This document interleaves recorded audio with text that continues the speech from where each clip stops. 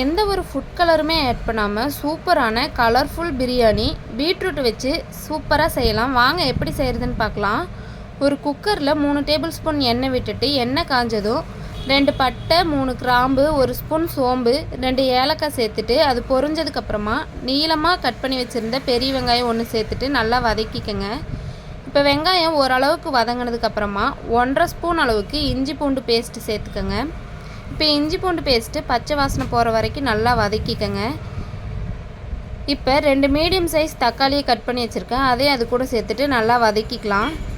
தக்காளி வதங்கிறதுக்கு தேவையான அளவு உப்பு சேர்த்துட்டு அதை நல்லா மசிஞ்சு வர வரைக்கும் வதக்கிக்கங்க. இப்போ தக்காளி நல்லா வதங்கினதுக்கப்புறமா பொடியாக கட் பண்ணி வச்சுருந்த புதினா கொத்தமல்லி தழை சேர்த்துட்டு நல்லா வதக்கி விட்டுருங்க. இப்போ 1.5 ஸ்பூன் அளவுக்கு மிளகாய் தூள் சேர்த்துக்கோங்க. 1/2 ஸ்பூன் கரம் மசாலா சேர்த்துட்டு 1 ஸ்பூன் பிரியாணி மசாலா சேர்த்துக்கோங்க. இது நல்லா கலந்து விட்டுருங்க. இப்போ பச்சை வாசனை போகிற வரைக்கும் நல்லா கலந்துட்டதுக்கப்புறம் ஒரு மீடியம் சைஸ் பீட்ரூட்டு துருவி வச்சுருக்கேன், அதையும் அது கூட சேர்த்துட்டு நல்லா கலந்து விடுங்க. 2 நிமிஷத்துக்கு நல்லா வேகட்டும். இப்போ பீட்ரூட் நல்லா வதங்கிருச்சு. இப்போ 1 டம்ளர் அரிசி ஊற வச்சுருக்கேன். 1 டம்ளர் அரிசிக்கு 2 டம்ளர் தண்ணி ஊற்றிக்கங்க.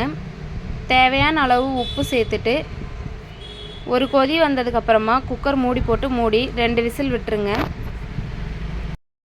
இப்போ முழுமையாக ப்ரெஷர் அடங்கினதுக்கப்புறமா குக்கர் ஓப்பன் பண்ணுங்கள். அவ்வளோதாங்க, சூப்பரான பீட்ரூட் பிரியாணி ரெடி ஆயிடுச்சு. இது ரொம்பவே கலர்ஃபுல்லாக இருக்கும், குழந்தைங்களுக்கு எல்லாருக்கும் ரொம்ப விரும்பி சாப்பிடுவாங்க.